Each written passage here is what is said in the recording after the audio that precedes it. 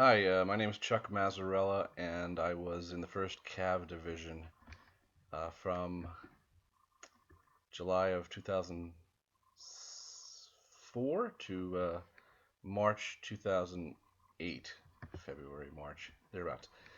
Um, I was at first a 91 X-ray, and then they of course switched the nomenclature or whatever the designator to 68 X-ray, I think. Yeah. Um, or vice versa, 68 to 81. I think it was 68. Uh, anyway, um, mental health specialists attached to first Cav, second brigade, gamblers. Um,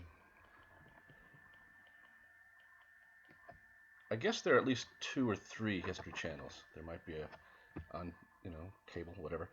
There's an international history channel or something. Anyway, I was watching something called H2, and what they had on there was probably taped, I should say, put together within the last 5 years or so, um, Vietnam in HD, and then they had World War II in HD too, color, which so it was neat to see both of them.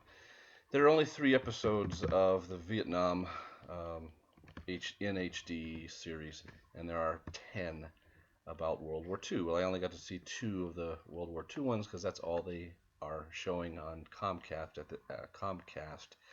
at this time. Why am I mentioning this? It made me think, even just in the last few minutes. I was looking at a video that I made recently, and it made me think about just how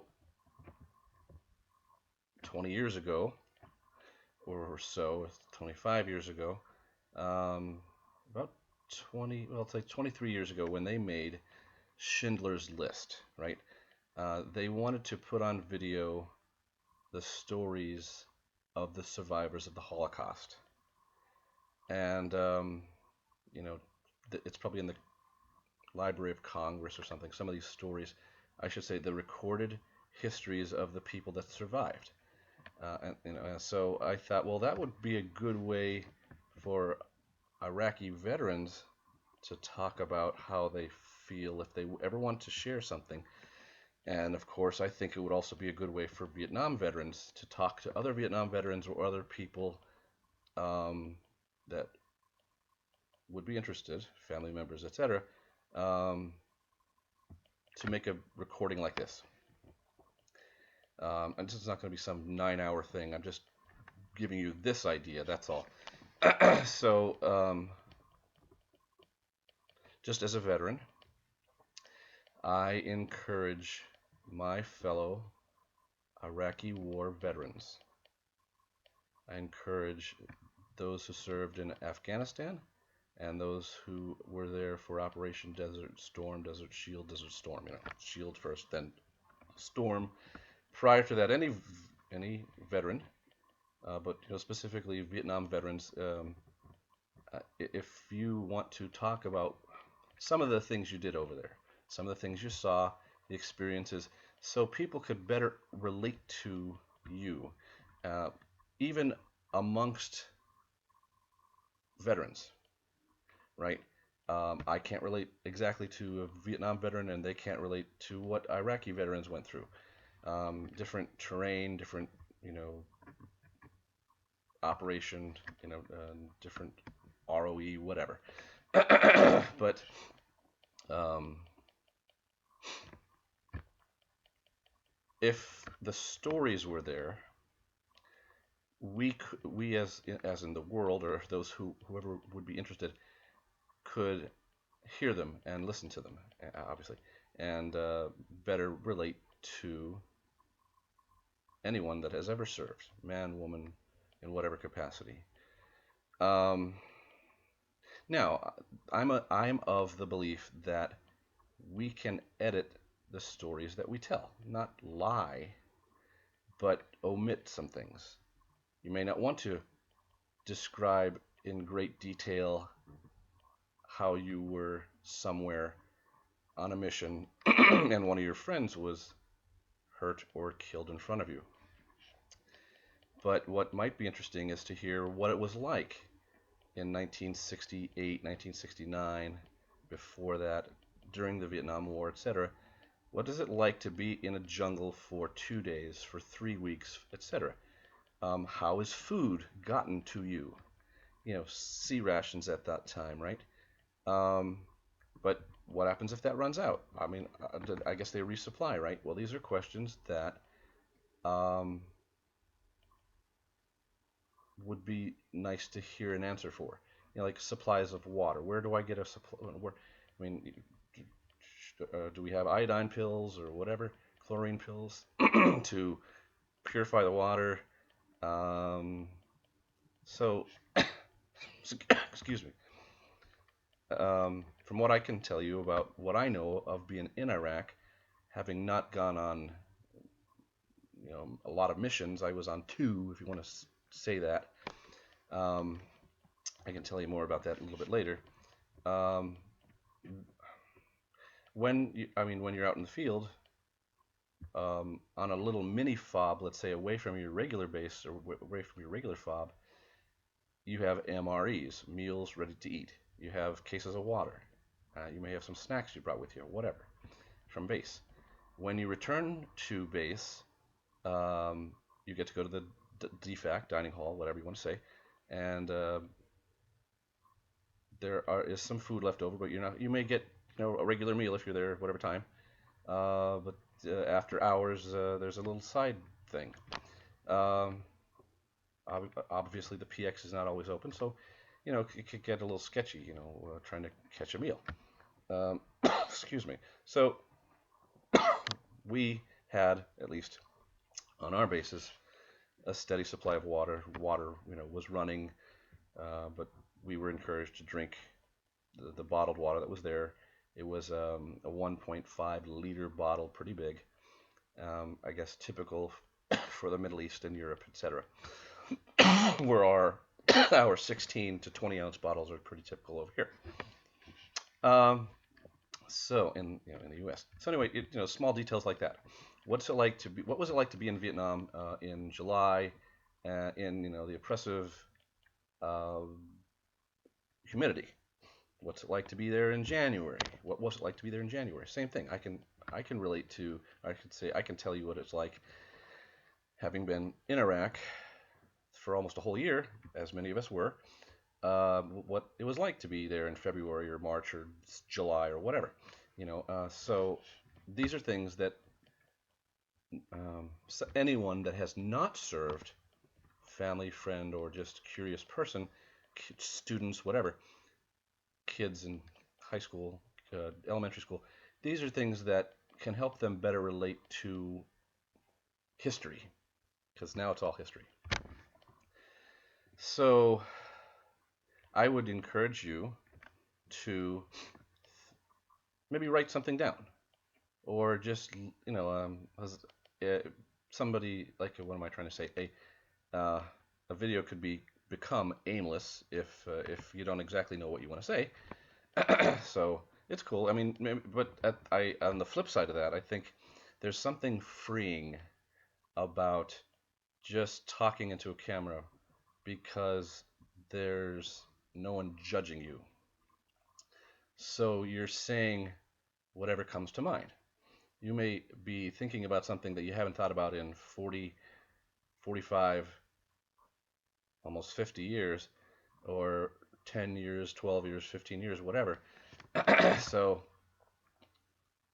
you may never know what's going to come out until you try something like this. Obviously, you can edit it or delete it and start over.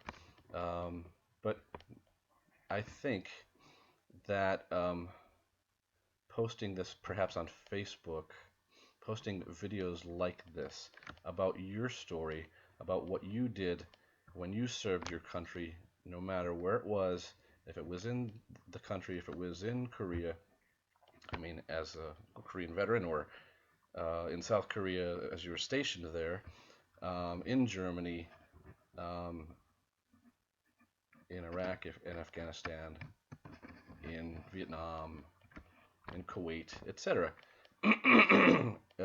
Obviously, the Balkans, or whatever you want to say, the Czechoslovakia, or wherever that all that stuff happened in '96. Yugoslavia, former Yugoslavia. Um, anyway, all of that European history, the war. I mean, that happened in the 1990s. Uh, would be nice to hear. Chechnya, right? All that stuff. Wherever. Uh, tell us. Think about what you want to say. Write it down if you want to, or just turn the camera on and start talking about it. Like I said, what just remember what's important is it's your story. You can tell as much of it as you want to. You don't have to tell details that may be gory to hear, but that's up to you. You can water it down a little bit. If you want to make these videos for yourself, that's a good idea too. Because I mean, uh, it helps just to hear your voice and to see it and read and watch it again. Um, maybe these are things you don't talk to about anyone. Well, the person that you're staring at right now is willing to listen. I mean, it sounds really stupid, but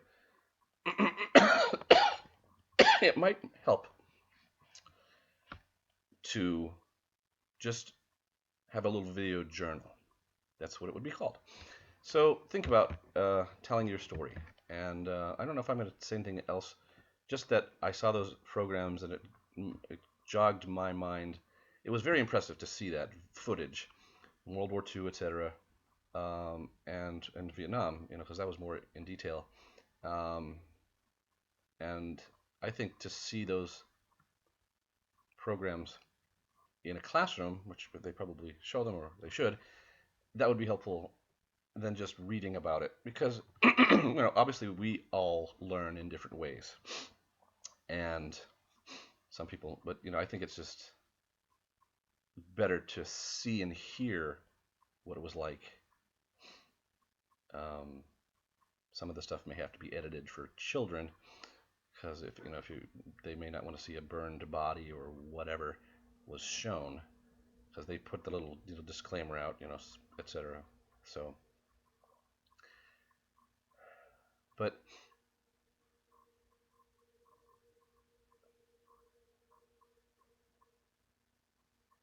I I'm sorry if you are a Vietnam veteran and you were not treated with the respect that you deserve. Um, thank you for going to Vietnam, whether you chose to or you were drafted. And that can be said for anyone who is a veteran. Some people can't wait to serve their country. Others are more reluctant. They signed the Army, Navy, Air Force, Marines, Coast Guard, whatever contract, and I was going to say Seabees, etc. But maybe they didn't think they would go to a war zone, or they had some reluctancy. But they signed up for whatever reason, and they had to go. So I don't know what I was going to say is that just we should all thank a vet, I guess, no matter if you're a vet or you're not a vet. Thank a vet. Um, so, but in showing like you heard in history or you heard from people who were there, etc. But that Vietnam in HD, some of the vets talked about how one guy talked about how he came home and a friend of his or his brother or something warned him it's not it's a volatile was a volatile climate at that time, politically or socially, where Vietnam veterans excuse me, Vietnam veterans were, I don't know, blamed for what was going on over there? Well, like the veteran was saying, um, he he was only doing his job. He did whatever job it was over there, and he just wanted to come home and live the rest of his life. He was lucky enough to survive. So only you Vietnam veterans know how well or ill treated you were. And I think that maybe this is still lingering and that there should be some healing that happens. So by telling your story a little bit, that healing might happen for you or from others, perhaps. Um, I don't know, like maybe the president or the next president should come on and have a little speech for veterans, apologizing for what happened back then. I mean, the only president that is still alive that could do something like that, even though it was a little bit past the time he was in, uh, is Jimmy Carter. He got in '76 or '77, right? So Vietnam was done by then. Everybody else, all the presidents are, of course, dead. They can't apologize. I mean, the ones prior to Jimmy Carter. So anyway, uh, yeah, maybe some healing can happen if we tell our stories for ourselves and it's for others to understand what it was like. So consider it. Maybe it's a long rambling point to make because I don't have any specifics I want to talk about at this time. I would love to go back to Iraq. I want to go to Samarra, which is north of Baghdad, 100 miles or whatever. Um, it would be nice to go back to where the bases were if they're still there. But it's so volatile now that I don't know when that's going to happen. Um, I hope it can. That would be good for any Iraqi vet who wants to go back there. Um, I don't think about my service a lot. From time to time, if there's something on the news specifically about Iraq, I guess just I'm inclined to hear about it because I was there. Um, I know that I need to talk to other Iraqi veterans that were there so that we can reminisce or we can, commiserate, etc. That would be good for me. Um, so that's it. Um, consider telling your story. And thank you.